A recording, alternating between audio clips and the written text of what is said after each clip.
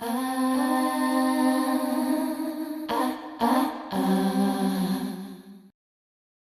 aussi, vous vous demandez comment Mats Ek transforme Gisèle en 1982. Bon, allons poser ça au labo d'art.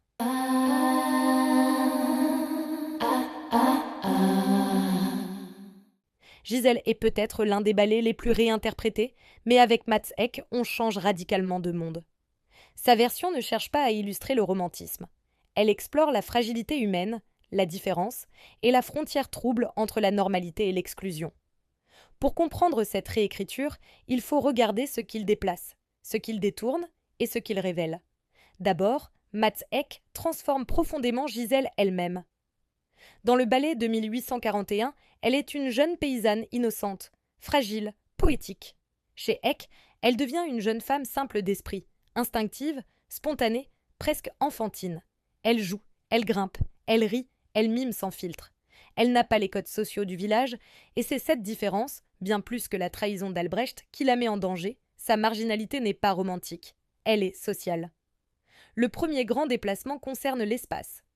Dans la version originale, le premier acte se déroule dans un village pastoral ordonné chez Ek. Ce décor laisse place à une forêt naïve, stylisée, presque comme si un enfant l'avait dessinée.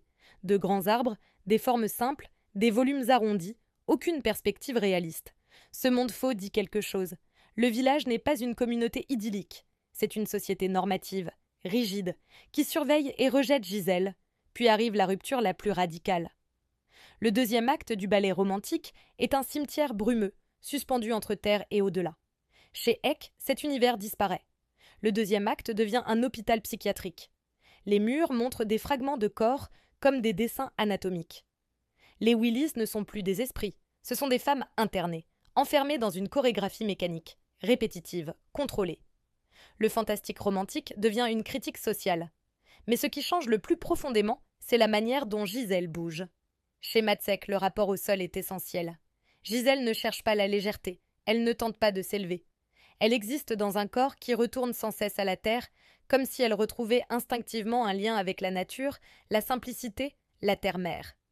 Ses descentes au sol ne sont ni violentes ni heurtées, elles sont organisées, organiques et profondément naïves. On y retrouve la technique typique d'Ek, les grands plis et secondes, les spirales ancrées, les rebonds qui partent du bassin, les transferts de poids larges qui donnent au mouvement une densité douce mais réelle. Gisèle ne percute pas le sol. Elle s'y confie. Elle s'y laisse aller. Comme un enfant qui joue avec ce qui l'entoure, elle explore le poids sans chercher à le masquer. Ce rapport intime et naturel au sol devient le miroir de son rapport au monde. Un rapport instinctif, sensible, vulnérable. Ses bras suivent cette même logique. Il ne dessine plus des courbes aériennes. Il s'ouvre, se replie, se tord doucement, comme si chaque geste cherchait un chemin intérieur. Comme le dit James Carles, le corps en état de trouble dit autant que le geste lui-même. Conférence, 2009. La folie n'est plus une perte poétique. C'est un basculement intérieur, visible dans la manière dont Gisèle s'abandonne au sol, puis se relève encore et encore. Enfin, le final renverse totalement le mythe.